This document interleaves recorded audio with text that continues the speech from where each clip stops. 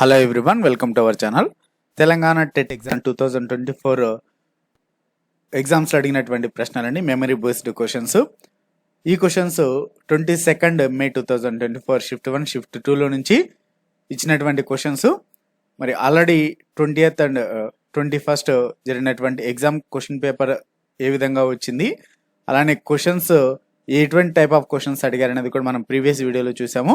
మరి 22 మే 2024 shift 1 shift 2 questions కూడా మనం ఈ వీడియోలో చూద్దాం. మన ఛానల్లో ఉన్నటువంటి వీడియోస్ని చూస్తూ మన ఛానల్ని ఇప్పటి వరకు సబ్స్క్రైబ్ చేయని వారు సబ్స్క్రైబ్ చేసుకోండి, అలానే వీడియోని లైక్ చేయండి.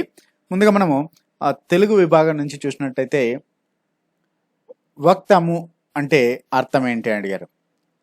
అనగా ముఖము అని. తర్వాత విష్ణువుకి వికృతి ఏంటి అని అడిగారు. విష్ణువుకి వికృతి వెన్నుడు అని. అలానే ఔరౌరా అనేది ఏ సంధి అని అడిగారు. ఔరౌరా అనేది ఆమ్రేడిత సంధి. అలానే త్రినేత్రుడు సమాసం అడిగారు. త్రినేత్రుడు అనేది ఏ సమాసం అనేది.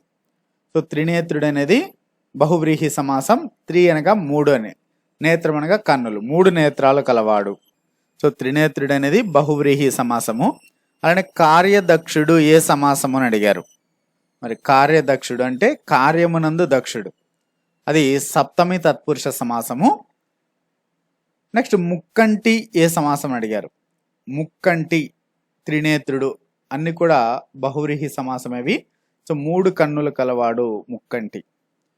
అలానే వరుగులయ్యే అనేటువంటిది ఏ సంధి అని అడిగారు. వరుగులు ప్లస్ అయ్యే ఉత్వ సంధి వస్తుంది. వరుగులు ప్లస్ అయ్యే ఉత్వ సంధి. కీస అనగా ఏంటి అని అడిగారు. కీస అనగా జేబు అని అర్థము. అలానే దాశరథి శతకాన్ని ఎవరు రాశారు. దాశరథి శతకాన్ని రాసింది ఎవరు అని అడిగారు. దాశరథి శతకాన్ని రాసింది కంచర్ల గోపన్న. నెక్స్ట్ దాశరథి ఉత్పత్తి అర్థం ఏంటి అని అడిగారు.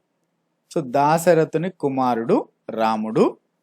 మరి చంద్రమౌకీశ్వర శతకం ఎవరు రాశారు అంటే ఇమ్మడి జెట్టి చంద్రయ్య రాశాడు. అలానే చేకాను ప్రాసాలంకారం గురించి అడిగారు. మత్తేబంలో ఎత్తిస్థానం అడిగారు. మత్తేబంలో ఎత్తిస్థానము 14.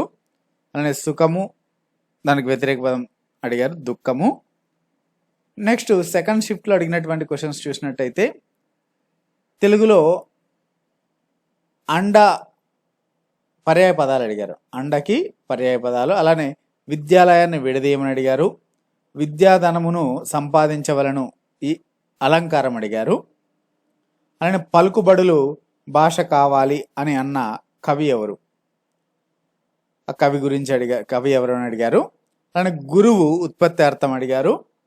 నెక్స్ట్ ప్రశ్నపత్రం తయారు చేయుటకు పాఠ్యాంశాలు, విషయాలు, ప్రశ్నలను తయారు చేయుటకు ఉపయోగించినది ఏదని అడిగారు.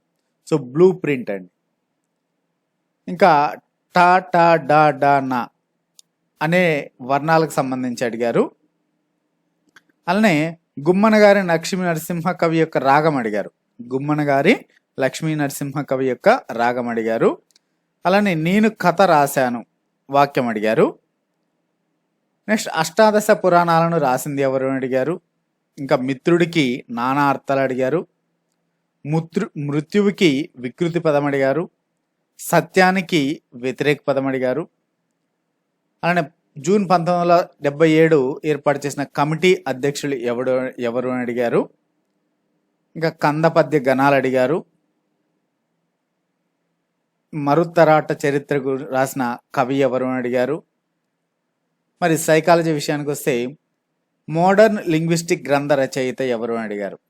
ఎస్కే వర్మ మరియు ఎన్ కృష్ణస్వామి. అలానే ది సైన్స్ ఆఫ్ లాంగ్వేజ్ గ్రంథ రచయిత ఎవరు అని అడిగారు. John P Hughes. Next a course of modern language గ్రంథ రచయిత ఎవరు అని అడిగారు. So Hockett. అలానే ఇంట్రొడక్షన్ టు ట్రాన్స్ఫర్మేషన్ గ్రంథ రచయిత ఎవరు అని అడిగారు. ఇంట్రొడక్షన్ టు ట్రాన్స్ఫర్మేషన్ ఈ గ్రంథ రచయిత ఎంఎన్ బాక్. అలానే అప్పుడే చదువు ప్రారంభించిన 8 సంవత్సరాల బాలికను రైట్ టు ఎడ్యుకేషన్ యాక్ట్ 2009 ప్రకారం ఏ తరగతిలో వేయాలి అని అడిగారు. ఆన్సరు 3వ తరగతిలో వేయాలి. నెక్స్ట్ 1968 విద్యా కమిషన్ ప్రకారం ఏ విద్యా చట్టం వచ్చింది అని అడిగారు. ఏ విద్యా చట్టం వచ్చింది. 1975 విద్యా చట్టము. నెక్స్ట్ వైగాట్ ప్రకారం జెడ్పీడీఏ గురించి అడిగారు. ఇంకా యజమాని తిట్టాడు అని ఒక అమ్మాయి తరగతి గదిలోకి వచ్చి పేపర్ కాగితాలను చింపేసింది. ఇది ఏ రక్షక తంత్రం అడిగారు. సో విస్థాపనం ఇది. నెక్స్ట్ కోల్బర్గ్ ప్రకారం అత్యున్నత స్థాయికి చేరుకునే వయస్సు ఏది అని అడిగారు. నెక్స్ట్ స్మృతి చిహ్నాలను ఇంద్రియాల ద్వారా గ్రహించడాన్ని ఏమని అంటారు అని అడిగారు. అలాంటి డిస్గ్రాఫియా గురించి, బ్రూనర్ తయారీ గురించి, వికాస రేటు వివిధ దశలలో ఎలా ఉంటుంది అని అడిగారు. ఇంకా పియాజే ప్రకారం అవిపర్యాత్మక భావన గల దశ ఏది అని అడిగారు. నెక్స్ట్ విద్యార్థుల అభ్యసనంపై శబ్ద కాలుష్యం ప్రభావం ఉంటుంది. ఈ వాక్యంలో పరచరం ఏది అని అడిగారు. నెక్స్ట్ గంటకు లాలాజలం రావటంలో లాలాజలం అనేది ఏంటి అని ప్రతిస్పందన అంటారు. నెక్స్ట్ సైన్స్లో చూసినట్టయితే జీర్ణ వ్యవస్థలో ఉష్ణోగ్రత ఎంత ఉంటుందని అడిగారు. 37 డిగ్రీల సెల్సియస్ ఉంటుంది. అలానే NH3 ఆకారం ఏంటి అని అడిగారు. NH3 ఆకారం టెట్రాహైడ్రల్. నెక్స్ట్ బ్రాహ్మపస్ ఏ సూత్రం ఆధారంగా పనిచేస్తుంది అని అడిగారు. పాస్కల్ సూత్రం ఆధారంగా. 1 ఆంగ్స్ట్రామ్ అంటే ఎంత అని అడిగారు. 0.1 నానోమీటర్స్. pHలో P అంటే ఏంటి అని అడిగారు. pHలో P అంటే potence. Next machine used to separate cream from milk. పాలలో నుంచి క్రీముని వేరు చేయడానికి ఉపయోగించే యంత్రం ఏది అని అడిగారు. ఇంకా number of mitotic division occur to form 128 daughter cells అని అడిగారు. Female part in flower. So పుష్పంలో ఆడ భాగం ఏది అని అడిగారు. Reproduction in plants. సో మొక్కల్లో ప్రత్యుత్పత్తి గురించి అడిగారు. లాంగెస్ట్ టైమ్ ఇన్ ప్రీనటల్ పీరియడ్ అని అడిగారు. అలానే ఓమ్స్ లా గురించి అడిగారు. ఇంకా ట్రయాంగిల్ నుంచి 3-4 క్వశ్చన్స్ అడిగారు. మ్యాథ్స్లో హెక్సాగాన్ క్వశ్చన్స్ అడిగారు. ఇంకా cuboid questions, compound interest questions అడిగారు మ్యాథ్స్లో. సో ఇవి మనకు some of the questions memory based questions అండి. May 22 షిఫ్ట్ 1 షిఫ్ట్ 2లో అడిగినటువంటి టెట్ ఎగ్జామ్ క్వశ్చన్స్. మీకు ఈ వీడియో నచ్చినట్టయితే లైక్ చేయండి. ఇంకా మీకు తెలిసిన క్వశ్చన్స్ను కూడా కింద కామెంట్స్లో తెలియజేయండి. మరిన్ని ఇటువంటి అప్డేట్స్ కోసం మన ఛానల్ని తప్పకుండా సబ్స్క్రైబ్ చేసుకోండి.